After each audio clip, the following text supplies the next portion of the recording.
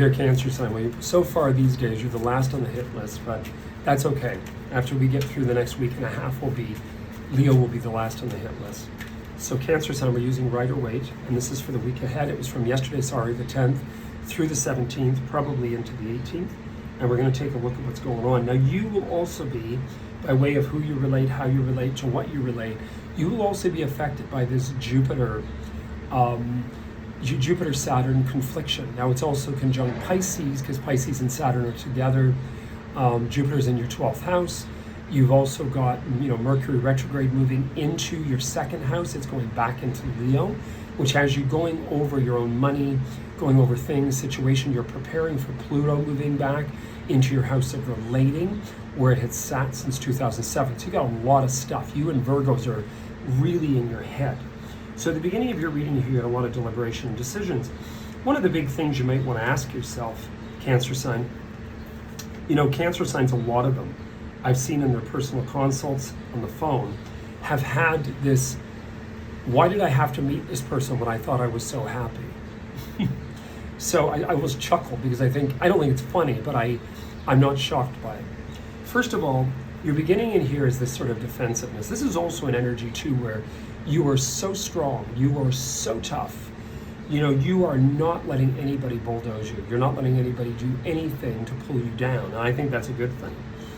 One thing you don't want to get yourself upset about is seeing something from a very heartbreaking standpoint pulling you apart. This is an energy sometimes when we feel pulled apart, we feel torn, we feel pulled down.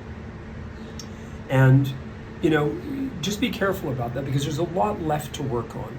When we go through difficulties in life, even though both parties don't believe they're actually working through and recognizing, they figure that out eventually, that yeah, I'm working through something, I'm recognizing where I've screwed up, what I've screwed up, and how I've screwed up.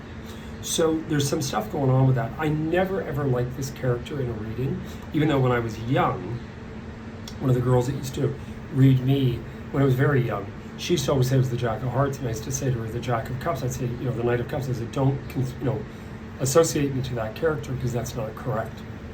Because to me, this is watery, and it's very, sometimes cunning, self-serving. You got to be a little careful with this type of character. So I would say Cancer sign, first of all, it is water. It just means don't come across like that. Do not be ingratiating, don't be fake, be real, be right to the point. I know it takes a tough call to make a watery energy strong, but some of them are. Harrison Ford's a tough cookie, and he's a Cancer sign. There's a lot out there. So you just want to be able to be strong in your conviction. This could also be a bit of a malaise. Sometimes you're the hermit. It also means waiting for tribulation, awaiting direction. Remember I said about that love and deliberating, of my happy, we just bought this house, but now I found this house, and oh my God, blah, blah, blah. This is also feeling stuck. I would say one of the things that's happening here, first of all, you're preparing, as I said, for Pluto. That will come up and it will really, really affect your house of relating, to whom you relate, how you relate, what you relate. There could be a lot going on in here as well that has to do with just direction in your life. Where do I go from here? What am I doing? What am I not doing? Etc. And this is also clinging and blocked. I would say, Cancer sign, try not to be so stubborn in regards to change that you actually block yourself from opportunity. You want to kind of look at the energies, and you want to look at the scenarios by, yes, you proved your point. You stood your ground, you proved your point. You're now in this question, am I happy? Don't get yourself to a station either where you say, well, I've made this commitment, I'm not really happy, I've met somebody else, but I can't. You need to really question that on your own. It's not about they, it's not about existing, it's about you. And I often say to clients, make your bed before you move forth, because it does not resolve anything. This whole thing about, well, I'm just gonna have a Leslie Madison or whatever it's called, Ashley Madison affair. I read these people, they're not happy people. So, you want to be a little careful that you're not kicking the can down the road. There's an astrologer in England I love, and she speaks about the fact that there's a term for that where you think, well, I've invested so much. I was watching her. And, it's Michelle Knight, and Michelle Knight is fabulous. And I think you have to be careful about that. We all say that. I've invested so much in this, why would I leave? I have children, yes, and children have to be aware of everything. Peppermint Patty never came out, and she wore burps too. That was my joke when I was in my 20s, and it's true.